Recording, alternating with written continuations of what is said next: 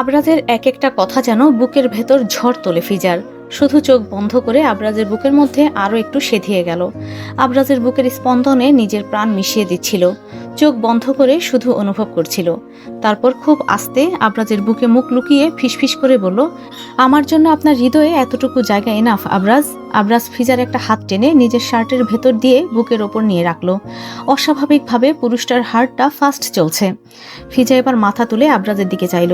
মানুষটার চোখে কিছু পাওয়ার তীব্র এক নেশা। ফিজা নিজের হাতটা আলগোছে সরিয়ে আনলো। 2 কদম পেছনে চলে এলো। ফিজা দেওয়ালের সাথে লাগানো ছোট্ট একটা বুকশেলফ, সেটাতে আর একটুর জন্য ধাক্কা খেতে খেতে বাঁচে। আবরাজ এগিয়ে আসে। ফিজা এলোমেলো দৃষ্টি ফেলে। অনেক সময় হয়েছে তারা উপরে এসছে, নিচে যেতে হবে। তবে আবরাজের মতিগতি যেন ভিন্ন। ফিজা বুঝতে পারে। এর মধ্যে আবরাজ একদম ফিজার নিকটে এসে দাঁড়ালো। নিজের বাঁ হাত ফিজার ঘাড়ে সহ গালে রাখলো। নিজের মুখ এগিয়ে অধরের দিকে অগ্রসর হয়। এক টানে মেয়েটাকে ঘনিষ্ঠ করে নিজের সঙ্গে। একটা হাতের অবাধ্য বিচরণ চলে ফিজার পিঠে। ক্ষণে ক্ষণে কেঁপে ওঠে মেয়েটা। যখনই 2 জোড়া ওষ্ঠদ্বয় ছুঁই ছুঁই করে তৎক্ষণাৎ ফিজার মুখটা ঘুরিয়ে নিল। অবাক হতভম্ব হয় সামনের পুরুষ। বাঁকা হয়ে শান্ত দৃষ্টিতে চাইল ফিজার মুখের দিকে। ফিজা নিজের ওষ্ঠদ্বয় মুখের ভেতর পুরে নিয়েছে, যা দেখে ভুরু কুঁচকে আসে আবরাজের। ফিজা জানে আবরাজ খানকে একটু আশকারা দেওয়া মানি এই মুহূর্তের দিন দুনিয়া ভুলে যাওয়া। যেই একরোখা জেদি মানুষ, দেখা গেল যতক্ষণ না নিজের খায়েশ মিটবে ততক্ষণ সে ছাড়া পাবে না। এদিকে নিচে যেতে হবে। ফিজার ভাবনার মাঝেই আবরাজ জিজ্ঞাসা করলো, হোয়াটস রং? নিচে যেতে হবে। I want a kiss right now. বলতে বলতে ফিজার মুখটা 2 হাতে নিজের হাতের আজলে নিয়ে এলো। ফিজা এবার যেন হতবম্ব। একটু আগের আবরাজ খানের সাথে যেন এই আবরাজের কোনো মিল নেই। ফিজা বাধা দেওয়ার আগেই একজন সার্ভেন্ট রুমের বাইরে এসে ডেকে উঠল।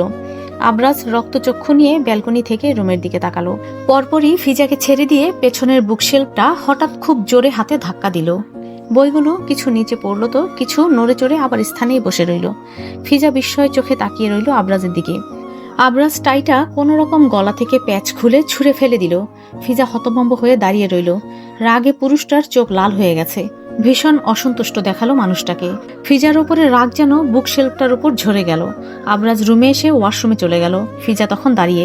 সার্ভেন্টের দ্বিতীয়বার ডাক পড়তেই সে বইগুলো সেলফে গুছিয়ে রেখে রুম থেকে বেরিয়ে এলো। মেয়েটার চোখে পানি টলমল করছে। বাথটাবে বসে আছে আবরাজ। সাদা রঙের টি শার্ট, ভিজে জুবুথুবু অবস্থা। গোছানো চুল এলোমেলো, তবুও কি ভয়ঙ্কর সুন্দর দেখাচ্ছে এই পুরুষকে। আবরাজ পাশের ছোট একটা পাত্র থেকে কিছু গোলাপের পাপড়ি তুলে নেয়। মুঠোয় করে নাকের সামনে ধরতেই নাসারঞ্জয়ে পৌঁছালো ফুলের তীব্র সুগন্ধি। আবরাজ চোখ বন্ধ করে লম্বা নিঃশ্বাস টানল। আগে যে মানুষটার ফুলের ঘ্রাণ ছিল অপছন্দ, সেই ফুলের গন্ধই এখন তার অতি প্রিয়। আবরাজ ফুলগুলো পানিতে ফেলতে লাগলো আস্তে আস্তে। আর স্লো ভয়েসে বলতে লাগলো, আবরাজ খানের ফুল এবং ফুলের গন্ধ অপ্রিয়, বাট তুমি এবং তোমার শরীর থেকে আসা স্মেল আবরাজ খানের অতি প্রিয় সুগন্ধি ফুল। আব্রাহাম নেই ডিনার টেবিলে। ভুরু কুচকে এলো ফিজার। ইলা বেগম জানালো সে কোথাও একটা গেছে, রাতে ফিরবে না। ব্যাপারটা তেমন কেউই পাত্তা দিল না। খাবার শেষ।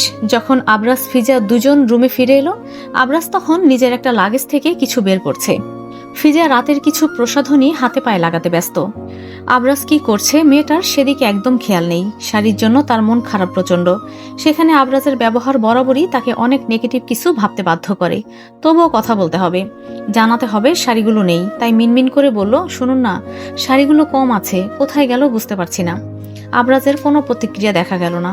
ফিজা কিছু সময় অপেক্ষা করলো। ভাবলো আবরাজ বুঝি কিছু বলবে, কিন্তু কিছুই হলো না। আবরাজ নিজের মতো করে কাজে ব্যস্ত। ফিজা বেশ অবাক হলো, মনে মনে কষ্টও পেল। এভাবে এমন কেন করছে? তাহলে কি শুধু ফিজাই মানুষটার চোখে সৌন্দর্যের মধ্যে রয়ে গেল? মনে কি জায়গা পায়নি? ফিজা নিজের ওপর বিরক্ত হলো। এতটা এক্সপেকটেশন সে কিভাবে রাখে? চোখের জল আড়াল করে মেয়েটা তপ্ত শ্বাস ফেলল। এরপর বিছানার দিকে এগিয়ে গেল। যে মানুষটা নিজের সন্তান হারানোর একদিন পর স্ত্রীকে ফেলে কাজের জন্য ছুটতে পারে সেই সুদূর জার্মানিতে, সেই পুরুষ কিভাবে মনের কথা বুঝবে? ফিজার হিসাব মিলছে না। একবার খারাপটা মনে পড়ছে তো আরেকবার ভালোটা। সে কোনটা ধরবে? মেয়েটা ভাবনায় এতটাই বিভোর যে কখন যে আবরাজ এসে তার কাছে দাঁড়িয়ে আছে সে টেরও পেল না। বালিশটা ঠিক করে যখন শোয়ার জন্য বিছানায় বসবে, তখনই নিজেকে শূন্যে অনুভব করলো। চমকে উঠে হাত দিয়ে খামচে ধরলো সামনের মানুষটাকে। সামনের মানুষের ঘাড়ে আঁচড় পড়লো সেই খামচিতে। আবরাজ নিজের ঠোঁটের ওপর এক পাশ দাঁত দ্বারা চেপে ধরলো। বলল, আমার টি শার্ট নষ্ট করবে না সুগন্ধি ফুল। ফিজা আবরাজের মুখের দিকে তাকিয়ে আবার ঘাড়ের দিকে তাকালো। গলার নিচে সে খামচে ধরে আছে। টি শার্ট মুচড়ে গেছে, যা থেকে দ্রুত হাত সরিয়ে নিল। আবরাজ আস্তে ধীরে হাঁটে, ফিজা চুপ করে থাকে। আবরাজ সোফাটার ডান দিকে গিয়ে ড্রেসিং টেবিলের বাঁ দিকে দাঁড়ালো। সেখানে সামনে রয়েছে দেওয়াল। ভাবুক হলো ফিজা, দেওয়ালের সামনে এসে কেন দাঁড়ালো? ফিজা ভুরুজোড়া কুঁচকে বলে উঠল, 11 দিনের সব অ্যালকোহলের নেশা কি আজ ধরল? আবরাজ অদ্ভুতভাবে মুচকি হাসল। পাটা সামান্য একটু উঁচু করে দেওয়ালে লাগাতে এটা খুলে দুপাশে চলে গেল। দরজা দেখে ফিজা হতভম্ব হয়ে গেল। আশ্চর্যের চরম পর্যায়ে বেচারি। ঠোঁটটা অটোমেটিক প্রসারিত হলো। আবরাজ আর চোখে তাকিয়ে মুচকি হেসে রুমের ভেতরে চলে এলো। রুমের ভেতরের সৌন্দর্য দেখে ফিজা মুগ্ধ হলো। আবরাজ ওকে কোল থেকে নামিয়ে নিজে একপাশে দাঁড়িয়ে পড়ল। ফিজা মুখ দিয়ে কোনো শব্দ বের করতে পারল না, থতমত খেয়ে শুধু দাঁড়িয়ে রইল। তার শাড়ি রয়েছে এখানে, পুরো একটা শাড়ির দোকান যেন। আবার নতুন কিন্তু অ্যাড হয়েছে, শাড়ি, জুতো, ব্যাগ, চুড়ি, কানের দুল, সব রকমের কসমেটিক্স মেয়েদের। পর্দা দিয়ে ঢেকে রাখা কিছু একটা দেখে ফিজা একটু এগিয়ে গেল। সাদা পর্দাটা সরিয়ে দিতে ড্রেসিং টেবিলটায় আবরাজ খানের প্রতিবিম্ব একপাশে দেখা গেল, অন্য পাশে ফিজা। আবরাজের প্রতিবিম্বের দিকে তাকিয়ে ফিজা অবাক হয়ে জিজ্ঞাসা করলো, এসব কখন করলেন? অনেক দিন আগে। আবরাজ কথা বলতে বলতে এগিয়ে আসে।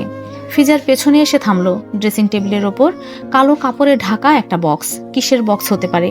কাপড় সরাতে চোখে পড়লো নেকলেসের বক্স এটা। ফিজা এবার নিজের বিস্ময় প্রকাশ করেই ফেললো। অস্ফুটে মুখ দিয়ে বেরিয়ে এলো, আবরাজ। Yes Mrs আবরাজ। আবরাজ ফিজার কাঁধে থুতনি ঠেকিয়ে স্লো ভয়েসে জবাব দিল। দুই হাতে মেয়েটার কাঁধ জড়িয়ে ধরেছিল। ডান হাতটা বাড়িয়ে বক্সটা থেকে আগে নেকলেসটা তুলে নিল। ফিজা এটার সৌন্দর্য দেখে মুগ্ধ হলো। কি সুন্দর, ছোট ছোট ডায়মন্ড দিয়ে কাজ করা নর্মাল একটা নেকলেস। ফিজা জানে এটার দাম অনেক, তবুও আবার বলল, এটার দাম তো অনেক। আবরাজ বউয়ের চুলগুলো কাঁধ থেকে সরিয়ে দিল, খুব সাবধানে গলায় পরিয়ে দিল নেকলেসটা। জলজল করে উঠল ফিজার ফর্সা চামড়ায়। সুন্দরী রমণীর গলা আকর্ষণীয় হয়ে ওঠে আরো কয়েক গুণ। আবরাজ পেছনের দিকে টপসের চেইন খুলে পিঠের দিকে চুমু খেলো বউয়ের। ফিজা চোখ বন্ধ করে নিল। আবরাজ পেছন থেকে মেয়েটার কোমর পেঁচিয়ে ধরলো দুই হাতে। পেটের ওপর হাত রাখলো আড়াআড়িভাবে, নিজের সঙ্গে ঘনিষ্ঠ করলো সম্পূর্ণ। গলার দিকে মুখ গুজে ফিসফিস করে বলে উঠল, money doesn't matter, but your happiness is the most precious thing in the world to me. ফিজার সঙ্গে সঙ্গে চোখ খুলে আবরাজের দিকে চাইল। ঝট করে ঘুরিয়ে দাঁড়িয়ে জড়িয়ে ধরল পুরুষটাকে। বুকের ভেতর অশান্তি, মাথায় চলতে থাকা দ্বিধার দ্বন্দ্ব সব উবে গেল। প্রশান্তিতে ভরে গেল মন। দুঃখ ভুলতে সময় লাগে, কিংবা কখনো সেটাও সম্ভব হয় না। কিন্তু অভিমান ভোলাতে প্রিয় মানুষটার একটু ভালোবাসা, একটু যত্ন, একটু আদর আর একটুখানি প্রায়োরিটি, আর কি চাই? ভালোবাসার পাগল মানুষগুলো এতেই ভীষণ খুশি। ফিজা রুমটা ঘুরঘুর করে দেখতে লাগলো। কত যত্ন করে যে এগুলো সাজানো হয়েছে, জিনিসগুলো দেখেই বোঝা যাচ্ছে। ফিজা এক মুঠো চুড়ি হাতে তুলে নিল। সেগুলো আবরাজের হাতে দিয়ে নিজের হাত সামনে রাখলো। আবরাজ যত্ন করে বউয়ের হাতে চুড়িগুলো পরিয়ে দিতে লাগলো। ফর্সা চিকন হাতে সাদা পাথরের চুড়ি জোড়া দারুণ আকর্ষণীয় হয়ে উঠল হাতখানা। ফিজা হাতের দিকে তাকিয়ে বলে উঠল, বললেন না তো কখন করলেন এইসব? মেহরিনের বিয়ের আগের দিন তুমি বাড়ি গিয়েছিলে, তখন। অনেক দিন আগের কথা। তাহলে এতদিন কেন দেখাননি? ফিজার প্রশ্ন। আবরাজ গোপনে দীর্ঘশ্বাস ফেলে। চুড়ি পরানো শেষে ঝুঁকে বউয়ের হাতের উল্টো পিঠে ঠোঁট ছুঁয়ে দিল। এরপর বলল, বাড়ি ফিরে সারপ্রাইজ দেবো ভেবেছিলাম, বাট রাতে তো নিজেই সারপ্রাইজড হয়ে গিয়েছিলাম। ফিজার ফুরফুরে মনটা তৎক্ষণাৎ খারাপ হয়ে গেল। বুকটা দুমড়ে মুচড়ে যেতে লাগলো। খুব কি ক্ষতি হতো যদি এমনটা না হতো? ঘাড়ের শীতল হাতের স্পর্শ পেয়ে একটু চমকে গেল। চোখ তুলে আবরাজ খানের নেশা ভরা দৃষ্টির সম্মুখীন হলো। আবরাজ বউকে কোলে তুলতে ফিজা আবরাজের গলা জড়িয়ে ধরলো। আবরাজ বউকে নিয়ে রুমে এসে বিছানায় রাখলো। আবরাজ শার্টের বাটন খুলতে হাত বাড়াতে ফিজা বাদ সাধলো। শোয়া থেকে উঠে বসলো। নিজে আবরাজের শার্টের বাটন খুলে দিতে লাগলো। আবরাজ বউয়ের চুলের গোছা টেনে ধরে ঘ্রাণ নিতে ব্যস্ত চুল থেকে। মেয়েটার শরীরের সঙ্গে সঙ্গে চুল থেকেও মাতাল করা এক সুগন্ধি ভেসে আসে, যা আবরাজ খানকে পাগল হতে বাধ্য করে। এই সুগন্ধি যেন সে কোথাও পায় না, এটা একমাত্র সে বউয়ের কাছ থেকেই পেয়ে থাকে। প্রথম দিন থেকে পাচ্ছে সে। নামের সঙ্গে মেয়েটার আত্মার সম্পর্ক যেন। নাম আর শরীর থেকে আসা সুগন্ধি দুটোই মিলে যাচ্ছে কাকতালীয়ভাবে। ফিজার কাঁধের দিকের জামার হাতা টেনে নামাতে ফিজা আবরাজের হাত ধরে ফেলল। আবরাজ সাথে সাথে থেমে গেল। পাগলামি থামিয়ে বউয়ের মুখের দিকে তাকালো। ফিজা নিস্তেজ গলায় বলে উঠল, ডক্টর নিষেধ করেছে আবরাজ।